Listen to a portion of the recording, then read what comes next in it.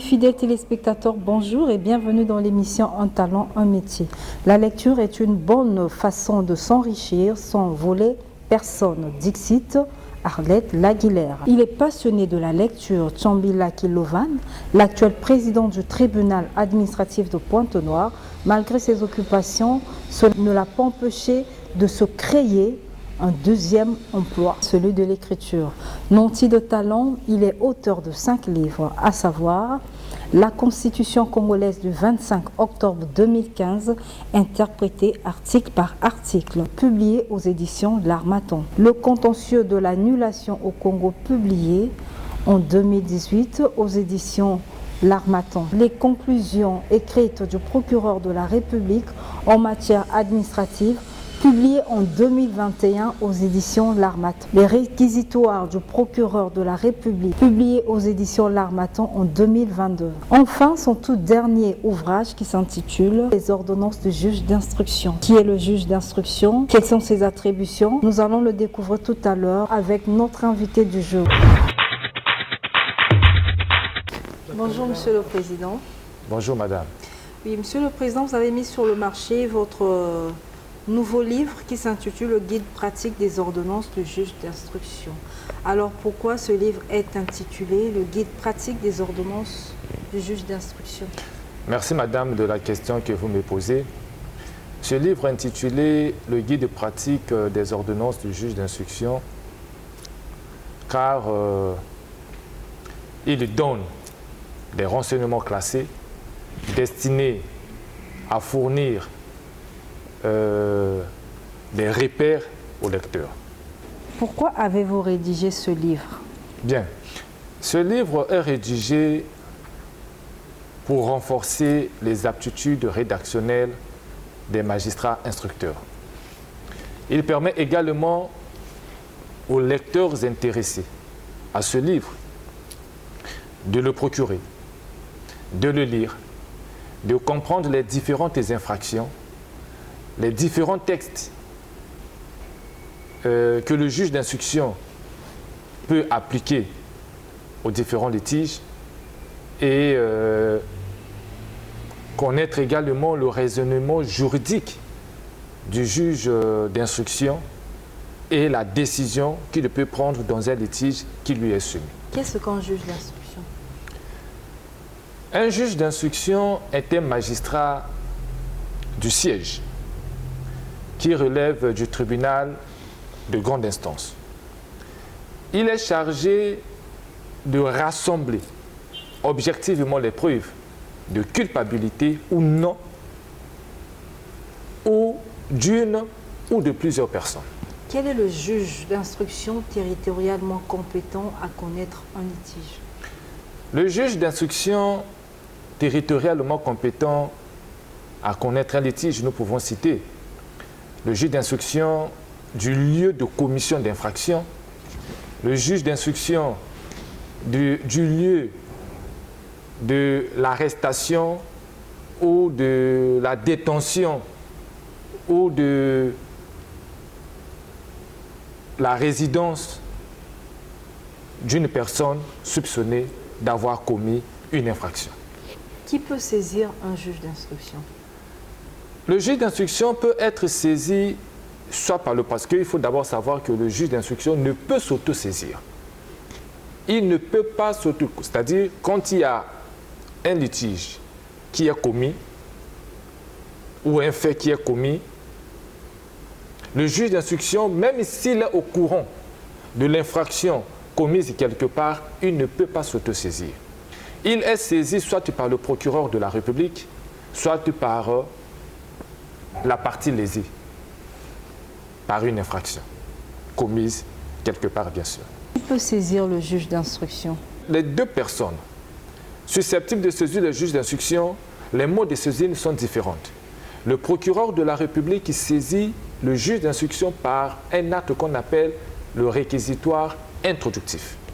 Le réquisitoire introductif est un acte de procédure par lequel le procureur de la République saisit le juge d'instruction, écartant par là la citation directe.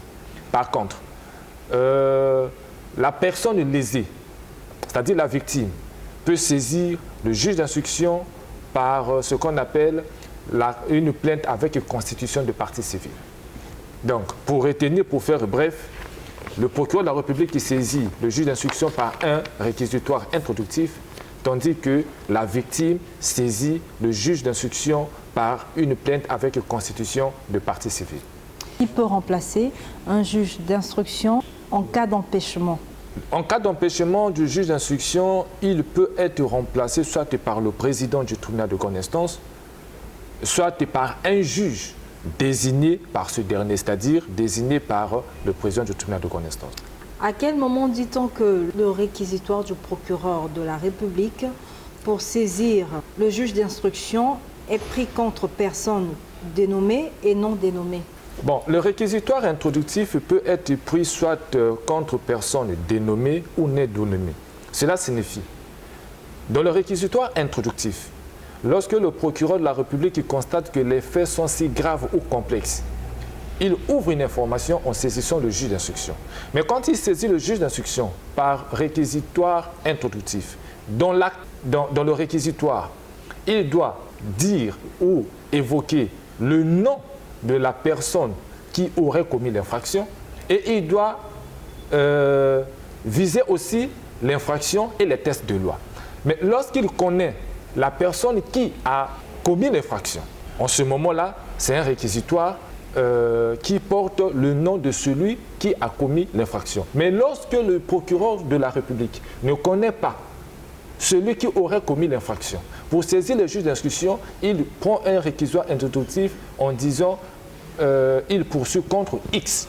X, c'est-à-dire personne dénommée, parce que lui-même, il ne connaît pas la personne qui aurait commis l'infraction. En ce moment-là, la charge revient au juge d'instruction pour trouver celui ou celle qui aurait commis l'infraction. Raison pour laquelle vous allez voir, il y a le réquisitoire, vous avez dit le réquisitoire... À quel moment dit-on que les réquisitoires du procureur de la République pour saisir le juge d'instruction est pris contre personne dénommée ou personne non dénommée? Le réquisitoire du procureur de la République est pris contre personne dénommée ou non dénommée, c'est lorsque le procureur de la République sait qui aurait commis l'infraction. En ce moment-là, c'est contre personne dénommée. Mais lorsque le procureur de la République ne sait pas réellement qui aurait commis l'infraction, en ce moment-là, le réquisitoire est pris contre personne non dénommée, donc contre X. Et en ce moment-là, la charge revient au juge d'instruction de trouver celle ou celui qui aurait commis l'infraction. Que fait le juge d'instruction lorsqu'il découvre les faits non visés au réquisitoire du procureur de la République? Nous avons dit tantôt que le juge d'instruction est saisi par un réquisitoire introductif. Et dans le réquisitoire introductif, le procureur de la République cite nommément celui ou celle qui aurait commis l'infraction. Il cite l'infraction et vise les tests de loi. Et lorsque le juge d'instruction est saisi d'un tel réquisitoire et lors de l'instruction constate qu'il y a des faits nouveaux que le procureur de la République n'a pas visé dans le réquisitoire introductif, en ce moment-là, le juge d'instruction renvoie le dossier au procureur de la République pour lui demander de prendre un nouveau acte lui permettant d'instruire sur les faits nouveaux que lui, juge d'instruction, il aurait découvert lors de l'instruction. Et l'acte que le procureur de la République doit prendre, c'est le réquisitoire supplétif. Donc, le réquisitoire supplétif est un acte de procédure par lequel le procureur de la République sollicite du juge d'instruction d'instruire sur les faits nouveaux qu'il aurait découverts lors de l'instruction. À quel moment peut-on parler des ordonnances de non-informés? Bon, il y a ordonnance de non-informés lorsque les faits pour lesquels le juge d'instruction est saisi ne constituent pas une infraction quelconque. En ce moment-là, le juge d'instruction rend une ordonnance de non-informé parce que les faits ne sont pas légalement constitués. Quelles sont les différentes ordonnances prises par le juge d'instruction? Bon, le juge d'instruction rend plusieurs ordonnances. Il y a les ordonnances de non-lieu partiel et de renvoi devant un tribunal correctionnel. il y a les ordonnances de non-lieu total, il y a des ordonnances de transport sur les lieux, il y a des ordonnances de transmission des pièces à monsieur le procureur général près une cour d'appel, par exemple près la cour d'appel de Pointe-Noire ou près la cour d'appel de Brazzaville. Il y a des ordonnances aux fins de mise en liberté provisoire. Donc il y a beaucoup d'ordonnances que le juge d'instruction rend lorsqu'il est saisi. Qu'est-ce qu'un inculpé? Un inculpé, c'est une personne soupçonnée d'une infraction pendant la procédure d'instruction. Bon, dans le jargon, dans notre jargon ou dans notre domaine, ça nous permet de faire la différence entre une personne qui est devant le juge d'instruction, qu'on appelle inculpé, devant un tribunal correctionnel qu'on appelle prévenu, devant la cour d'appel ou la cour criminelle qu'on appelle par exemple accusé. Donc, le jargon est bien spécifié. Ici, dans le cas d'espèce, la personne qu'on présente devant un magistrat instructeur, devant le magistrat instructeur, c'est un inculpé. Donc, c'est une personne soupçonnée par le juge d'instruction d'être auteur d'une infraction. Que fait le juge d'instruction lorsque les faits pour lesquels il poursuit un inculpé ne constituent ni crime, ni délit, ni controversion, ou si l'auteur est resté inconnu? Bon, mais lorsque le juge d'instruction poursuit les faits où il n'y a ni crime, ni délit, ni contravention, ou si l'auteur n'est pas connu, il n'y a pas lieu à suivre. Il n'y a pas lieu à suivre si les faits ne sont pas constitués ou la personne qui aurait commis l'infraction, on n'y trouve pas. Il n'y a pas lieu à suivre. En ce moment-là, il aura une ordonnance de non-lieu parce que l'infraction n'est pas constituée. Comment appelle-t-on l'ordonnance du juge d'instruction qui déclare qu'il y a lieu à suivre cet auteur de ces faits? C'est une ordonnance de non-lieu, tout simplement. Où peut-on trouver ces livres? Bon, les ouvrages peuvent être trouvés aux éditions L'Harmattan, là où il est édité. Bon, merci d'avoir répondu à notre invitation. On se dit à la prochaine. Merci, madame.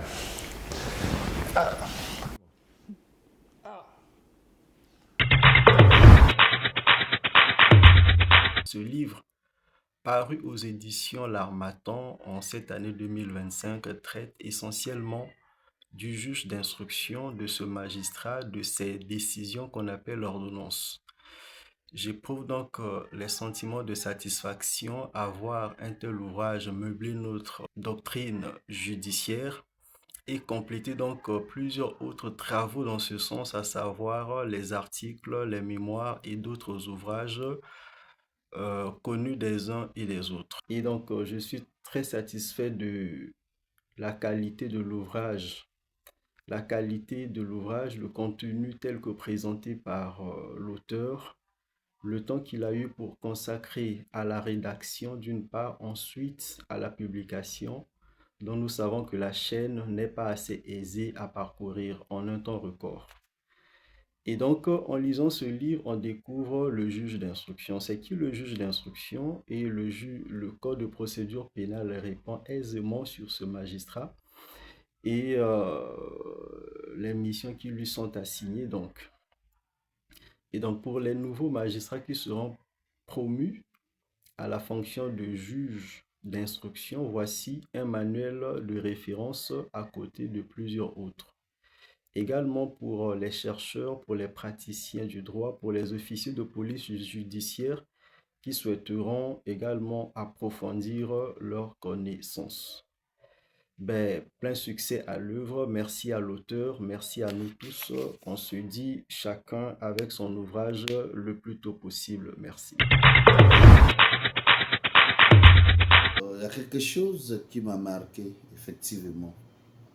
Vous savez, depuis belle lurette, avant même que nous intégrions la maison justice, nous avons appris l'instruction à l'école. Donc à l'ENAM, l'école d'administration, où nous avons un cours intitulé pratique d'instruction.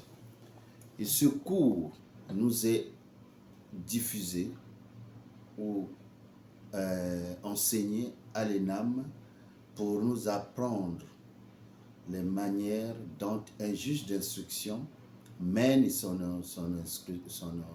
instruction, ainsi que les différentes ordonnances qui sont rendues par ce juge. Mais ce cours n'était qu'une théorie. Et aujourd'hui, avec ce livre, nous avons comme une pratique, puisque nous avons toutes les formes des ordonnances rendues par le juge d'instruction. Nous en avons avec ce guide pratique des ordonnances du juge d'instruction. C'est que je peux donner, non pas seulement aux collègues magistrats qui n'ont pas encore pu procurer ce livre ou qui n'ont pas encore eu le temps de le lire. Il est temps de s'en procurer, il est temps de l'acheter, il est temps de passer en revue ce livre, puisque ce livre nous aide de beaucoup. Et ce livre, c'est comme l'a dit l'auteur, notre guide. Et il est nécessaire que chacun de nous puisse en avoir, puisque le juge d'instruction n'est pas seulement une catégorie de personnes qui peuvent en être désignées. Tout magistrat peut être désigné juge d'instruction. Et donc, ce n'est pas forcément que ce soit seulement ceux qui sont actuellement juges d'instruction qui doivent en avoir. Tout le monde. Que tu sois magistrat du parquet, magistrat du siège, ou juge d'instruction, nous avons tous le devoir, et surtout le devoir intellectuel de s'approprier afin de pouvoir lire et s'imprégner de ce que le collègue a mis à notre disposition, puisque c'est un livre qui serve de canevas pour nous, les praticiens de droit, mais aussi, pas seulement magistrats du parquet, du siège ou les juges d'instruction, tous les praticiens, avocats, ainsi de suite, puisque les avocats défendent leur dossier devant le juge d'instruction. Mais ils doivent connaître quel genre de décision rend les juges d'instruction. Et donc, eux aussi, ils ont ce devoir de pouvoir s'en approprier afin de lire et de connaître les différentes décisions ou les différentes ordonnances que peuvent rendre un juge d'instruction. Et au collègue qui a publié ce livre, il n'est pas à son premier livre. Il nous a produit bon nombre de livres aujourd'hui qui servent de guide et de canevas pour notre profession. Et donc, nous l'encourageons et qu'il ne s'arrête pas là. Le métier judiciaire est tellement grand et donc il y a encore beaucoup des zones d'ombre qui, lui, étant un esprit éclairé, il peut à tout moment nous produire ce genre de documents afin de nous aider à s'imprégner de ce qui est notre quotidien, rendre la justice. C'est boire et manger. L'esprit qui ne lit pas est comme le corps qui ne mange pas. Dixit Victor Hugo. Merci pour votre attention. Merci à Meubles Luxe pour ce beau décor. Merci au caméraman du jour Charlemagne Winda. Merci à monsieur Stéphane Moncoupélé. Merci à maman Béatrice Ngoma Magloire. Merci à Jean-Claude Sita Lofuma. Merci à madame la directrice interdépartementale de Télé Pointe-Noire. Si vous voulez être dédicacé dans l'émission En Talent, En Métier, envoyez juste votre nom, prénom, le pays ou la ville dans laquelle vous êtes pour les dédicaces. Restez connectés à l'émission En Talent, Un Métier. On se dit à lundi prochain. Au revoir.